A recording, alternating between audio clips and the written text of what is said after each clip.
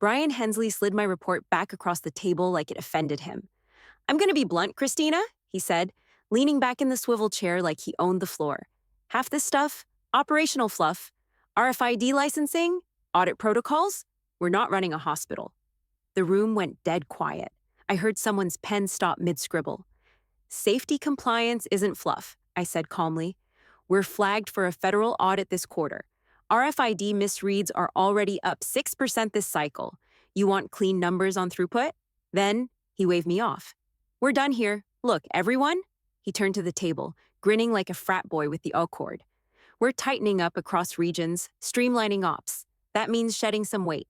He glanced back at me, then stood. "We're cutting down warehouse systems coordination, starting with your role, Christina, effective end of month." My breath didn't hitch, my stomach didn't drop. I just nodded once. A couple of the younger analysts stared down at their notes. One, Derek, I think, had the guts to smirk. I stared straight through him. Brian clapped his hands once. "All right, moving on. Brad, you had something on drone routing?" I didn't stay for the rest, didn't slam the door or ask for clarification. Just closed my binder and walked out of Conference C like I'd forgotten to bring lunch. Back at my corner kiosk, the one tucked between the break room fridge and the cage with the dead barcode printers, I pulled my chair in and logged onto the internal system. The smell of burned coffee and stale sugar packets wafted in from the hallway. I didn't notice it anymore. I opened the folder I'd been quietly updating for years.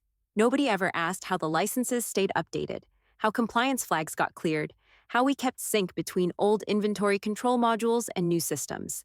They just assumed the system worked. 23 entries. Each one tied to my old company email, back from when we couldn't afford vendor-side setup. Some even had my personal Gmail buried in the recovery metadata. I highlighted the top cell. System, Core Compliance Tracker License Owner, c.paulson@email.com. I scrolled through the rest. Expiries, failover contacts, historical auth logs. Quietly, I saved the sheet under a new name. System Anchor Snapshot Q3. No drama, just facts. And I was done handing them out for free. 2 weeks later, I was sitting in the caged back office behind the shipping bay, same spot where we used to keep backup thermal labels and broken scanners. Now it was just me, a flickering overhead light, and a dusty Lenovo that took 5 minutes to boot. I was reviewing RFID license expiry logs, not because anyone told me to, but because no one else would. 3 licenses were redlined, less than 10 days left. All 3 had my name on them. One had already lapsed, sitting in the grace period. Still active for now. I clicked through the entries, opened the back-end portal. Same results. Owner, Christina Paulson Billing. Contact c.paulson@email.com. Recovery, personal account. Nobody had moved them, not transferred ownership, not rerouted alerts, not even flagged the renewals. And Brian? I tried warning him last week during the one-on-one he clearly resented having to schedule. "These licenses are still tied to my credentials," I'd said. "If they expire, the core middleware loses access." He cut me off with a sigh. "We're modernizing. Legacy access isn't our problem." I didn't push. He wanted a clean slate. He'd get one. I opened the backup sheet I'd kept offline for years, the one nobody else knew existed. 23 systems, each line item tracked since the second week I was hired. I sorted by owner email. 17 of them were tagged mission critical. The other 6 were either deprecated or in phased-out modules, but I kept their metadata anyway. I stared at the screen for a second, hand resting on the trackpad. Then I hovered over the first expiring license and disabled auto-renew. Not to sabotage, not to prove anything, just to see. If I got a phone call, if anyone reacted, then fine, someone was watching. But if it went dark and nothing happened, I'd know. I scrolled back through the sheet and highlighted my name across all 23 rows. Yellow fill, subtle, nothing loud, just visibility. I heard someone knock on the cage bars, just a tap. Probably Devin doing his usual walkthrough. I didn't look up. They wanted me out, fine. But they didn't bother replacing me, not really, just carved the structure out, left the wiring live. And they assumed if the lights were still on, someone else must be paying the bill. I clicked save, backed up the file, and named the copy. Credential summary, passive state. Then I closed out the portal, leaned back, and waited to see if the phone rang. It didn't. Devin tapped once on the side of my cubicle and slid the cheap plastic curtain shut behind him. The warehouse noise dropped out like someone pressed mute. "You didn't hear this from me," he muttered, eyes on the floor. I didn't look up. "All right." He leaned in a little. "Brian's floating more cuts for Q4. Said in the break room yesterday that your role could be absorbed." I gave him a nod. "Appreciate the heads up." That was it. No shock, no reaction. I didn't ask who said what or how certain he was. Didn't bother defending my value. That stage was over. Devin gave me a small shrug like he wished he had better news, then backed out and let the curtain swing halfway open again. I didn't fix it. I stayed at the kiosk after everyone left. The motion lights in the main pod kicked off around 9. Vending machines hummed. I pulled on my zip hoodie and opened a blank spreadsheet. Title: Access Abandoned. I started with what still pinged my phone every day. First column: license failovers, SMS alerts. Second, security access, credential renewals. Third, third-party tools, legacy integrations. Every row I added made the picture clearer. Even after being cut, I was still the firewall for half the system. Some software still showed my name as the admin of record. Some used my email to forward billing failures. A few had direct links to my personal PayPal, back from when we were patching together operations on duct tape and IOUs. At 11:17 p.m., I pulled up an old inbox from 3 years ago, back when we switched ERPs and nobody wanted to deal with the API side. Subject: just put it under your name for now, from COO, corporate, retired. I remembered that day. The server room had a Freon leak, and the vendor kept bouncing our calls. He'd sent me that email from his phone between flights. I opened the thread, scrolled through, and reread the full exchange. 4 lines. No attachments, nothing dramatic. Then I archived it. I leaned back in my chair, the old kind with the vinyl peeling at the edges. The break room microwave beeped across the hall, probably someone's leftover burrito exploding. I smiled faintly, not out of pride, just clarity. This wasn't revenge. I wasn't crashing anything. I wasn't even trying to prove a point. I was documenting gravity. Everything they forgot they left on my shoulders. I opened the master folder, the real one. Not the drive they mirrored for IT compliance, but the archive I kept tucked under 6 decoy folders and a layer of version control noise. Inside, everything. Labeled site maps from each warehouse upgrade, vendor contact chains, install logs going back 8 years, API handshakes, login creds, billing trails, licensing tags, renewal notices, access escalations, everything. No one had ever asked for any of it. But I kept it all the same. I started going through one system at a time, pulled up my old AWS sandbox, cleared my billing details, clicked through the core RF license portal, removed my credit card. That one took 2 logins and an outdated OPT, but it cleared. The alert popped up right after. No payment method on file, I didn't fix it. Next was the badge control panel. I'd been admin of record since the integration failed out in Charlotte, and I rebuilt the access map in a hotel room using VPN and the regional Wi-Fi. I scrubbed my username from that one too.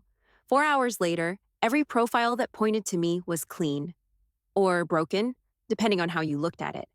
I zipped the rest: export logs, auth tokens, compliance snapshots, screenshots of the legacy dashboards they still pretended didn't exist, encrypted it, named the file, if needed, .zip. Then I sent it to my personal Gmail and cleared the sent item from the corporate outbox. Nothing dramatic, just standard housekeeping. I stared at the clock on my monitor for a few minutes. The screen dimmed. I tapped the trackpad. Then I picked up my phone and scrolled down to Will Garrison. He picked up on the 3rd ring. "Well, damn," he said. "I thought you forgot I existed." "Not a chance. You still running that consultancy out in Flagstaff?" "Yeah. Got 2 Fortune 5 clients this year. Spent last week untangling a warehouse app stack so bloated it took 6 minutes to load a dashboard."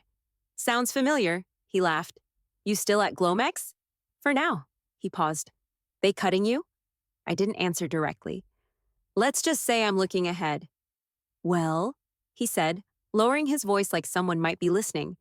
"If you want a slot, I've got a Q4 project kicking off next month. You'd be perfect for it." "I'll think about it." "No rush.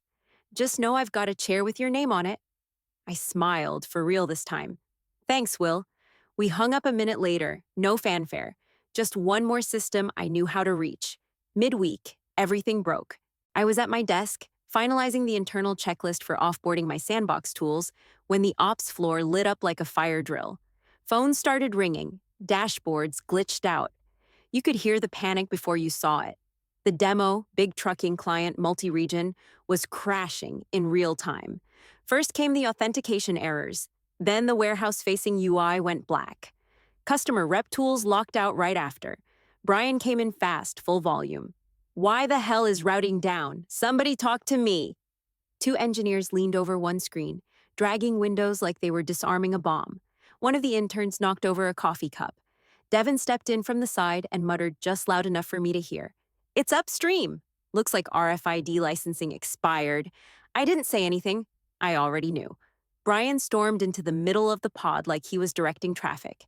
"Get it on the line. Why is this failing now? Who didn't migrate the tags?" No answer. He turned and locked eyes with me. "You handle this?" I looked up, calm as ever. "Per Q3 directive. Licensing access isn't in my scope." He blinked. "What does that mean?" "You cut it, starting with my role." The room went still. Even the monitors looked quiet. The client's Zoom window flickered in the corner screen. You could see their lead systems guy lean off camera. Then came one clear sentence over the speaker. "We're out." Just like that. The screen went black. Brian looked like someone hit him with a 2x4. Legal walked in 5 minutes later. Not the suit and tie guys, just one of the internal contracts team holding a laptop and a folder. She asked Brian 3 questions. He answered none of them directly. Devin leaned against the filing cabinet behind me and whispered, "That might have been the crack." I didn't respond. I opened a notepad window and jotted down the time. 2:42 p.m. demo failure. RFID. Client walked. Brian paced like a man searching for a fire alarm. "Where are the backups? Where's the failover protocol? We have those, right?" No one answered. Another rep walked by with her headset off, shaking her head. "3 clients waiting for pricing tools. They can't load them." Someone in engineering called out, "We don't have system access.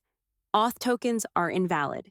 Still, no one officially called me back in, not even to ask what the hell just happened.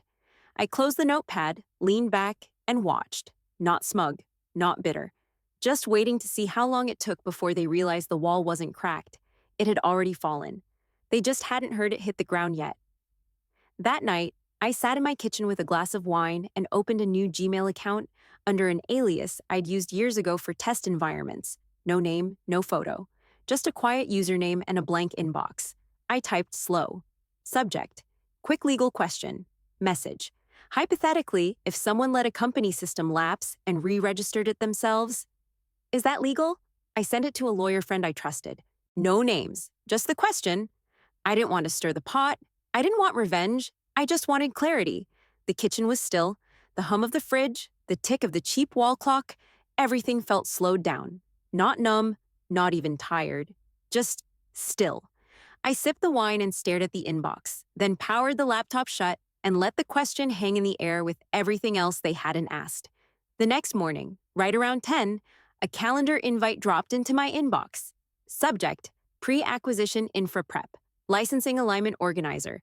b.hensley@glo.internal. I opened it. The attendees list was a joke. Brian, Lyle from engineering, Grace from procurement, a junior IT rep I didn't recognize. All people who either ignored me, stepped over me, or helped box me out. I clicked accept. No message. Meeting launched at 10:30. Everyone piled in late, except the one guy who mattered, someone from the acquiring company's legal team. Suit, tie, black-rimmed glasses, deadpan face. "All right," he said, voice clipped and neutral. "We've been reviewing the submitted systems document. Going to walk through the current registered ownership of active infrastructure software." He shared his screen, spreadsheet loaded, dozens of rows. First column, system name. Second column, registered owner. I didn't need to scroll. My name showed up in row 2, then 4, then 8, 11. It kept going. Brian cleared his throat. "Right, so we're in transition. Some of those were just never updated after onboarding." The lawyer didn't blink. "But they're still active and licensed." "Yes, well, we've started reallocating permissions internally." "They're still tied to this user." He highlighted my name. Brian nodded quickly, trying to regain ground. "That's Christina. She was the warehouse systems coordinator. Was. She's being phased out. Before the transition, we're modernizing. The lawyer's eyes narrowed just enough. So your infrastructure backbone is technically owned by someone you no longer employ. Brian hesitated. We're sorting that out. The room went quiet again. I muted myself. Camera on. Said nothing. The lawyer kept scrolling. My name stayed on the screen, like an anchor they'd forgotten was still bolted to the floor. He looked back up at Brian. You realize this complicates license transfers, right? Brian's jaw tightened. We'll handle it. Good, the lawyer said flatly. You'll need to. Then he ended the share screen, took a sip of what looked like black coffee, and went on to the next slide. I sat back and watched the trap spring shut. I didn't need to pull the wire. They walked into it on their own. About 20 minutes after the acquisition call ended, I got an email from HR. Subject line, quick favor, could you draft a short summary of your former duties? They wanted a memo, 2 paragraphs, maybe 3. Something neat to tuck into the onboarding folder like I'd been a passing temp, not the person holding the foundation together with a single login and a disaster prep spreadsheet. I opened a new document. Title, Core Systems Continuity. Ownership record by noon. I was on page 16. I started with system names, vendor tags, and configuration dates. Then I added file paths, renewal logs, version control timestamps. Every time a license bounced or a third-party patch came in through backchannel, documented. I dropped in phone logs from when vendor support would only talk to the named account holder. Spoiler, that was me. By page 28, I'd layered in budget request history, screenshots, ticket IDs, denial codes. Each one linked to a risk, request, RFID license failover, Q2 FY23, denied impact, no backup credential path during system outage. Then came the Slack transcripts, screenshots of Brian brushing off access issues with phrases like, not critical, low priority, and we'll circle back.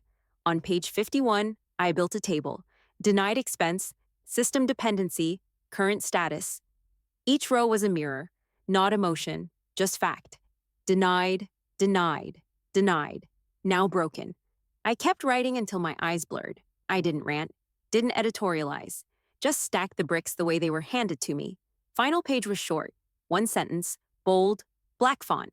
Licensing credentials unavailable due to Q3 budget directive. I didn't attach a note, didn't explain myself, didn't ask for follow-up. I exported the file to PDF, named it GLOMEX_ownership record final V1. Then I uploaded it to the shared HR folder under transition materials. No one pinged me afterward. I didn't expect them to. Saturday morning, I was at a little diner 2 towns over. Vinyl booths, weak coffee, good pancakes. I'd turned my phone off when I got out of the car. Across from me, my friend Kara was telling a story about her kid's school locking a parent in the gym after a science fair. I was laughing, real laughing, not just nodding through it. Meanwhile, inside the Glomex Ops bunker, things were falling apart. The onboarding for their newest multi-region client kicked off at 8 a.m. sharp. By 8:04, nothing worked. Client systems couldn't connect. API routes failed. Logins bounced. The dashboard showed red across the board. By 8:12, engineers were running full back-end diagnostics. Security keys weren't syncing. Data calls were rejecting authentication. At 8:19, someone flagged the RFID system as unresponsive. They tried to reach the license vendor, no access. At 8:23, Lyle pulled up the vendor portal. The license registry was expired. Not an error, expired. The grace period had already started. And the account, still tied to my name.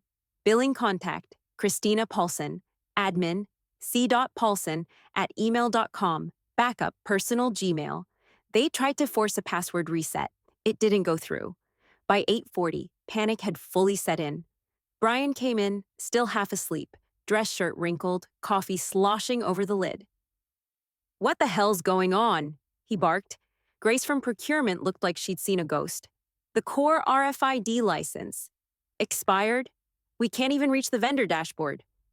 Who owns the account? Silence.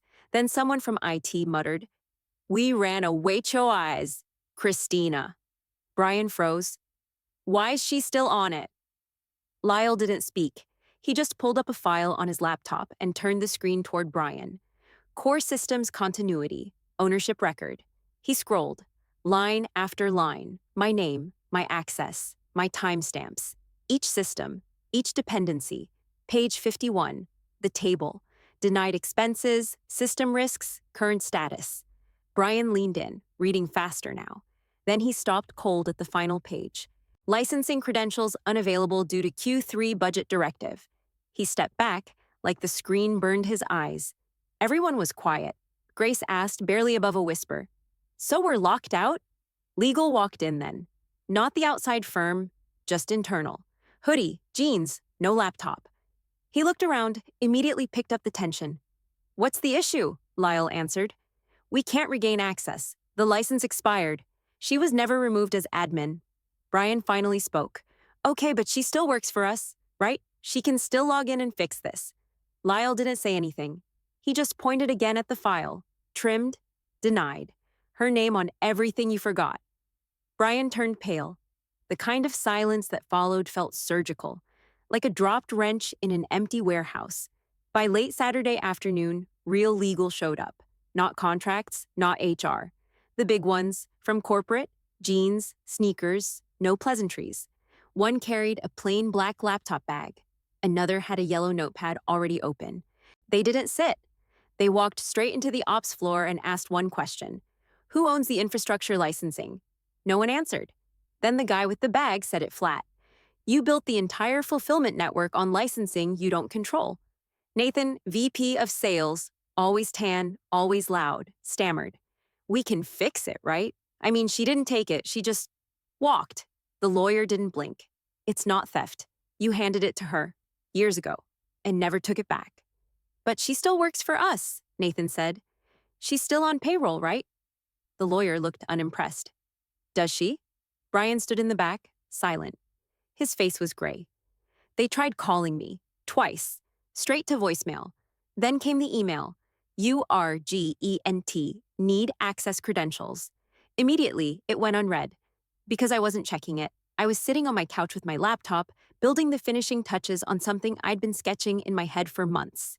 Website title, Logistics System Recovery, Legacy Audit and Cleanups. Simple homepage, 3 service tiers, clean buttons. Under About, I kept it vague. 15 years of back-end logistics ops, compliance first, access first, quiet continuity. Then I uploaded 2 case studies, just PDFs, no names, no logos. But the timelines spoke for themselves. I didn't write anything bitter, no jabs, no told you so, just facts, just proof. By Sunday night, the fire still hadn't died down. The board was meeting early. Emergency calls scheduled for Monday morning. Brian was prepping a deck, trying to make it look like the failure was temporary and not related to recent organizational changes.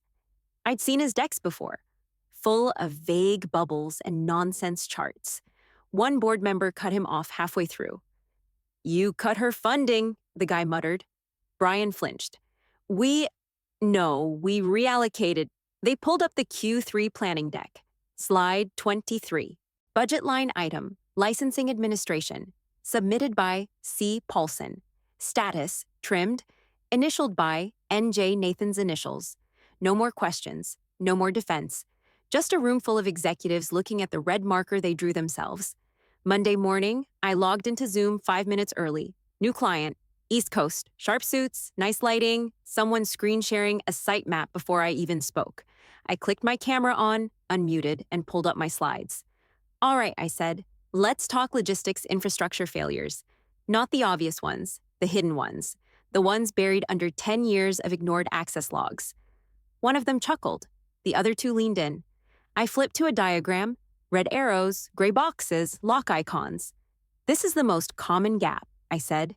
"You've got clean tools, nice dashboards, and every door mapped. But the license? That's the lock.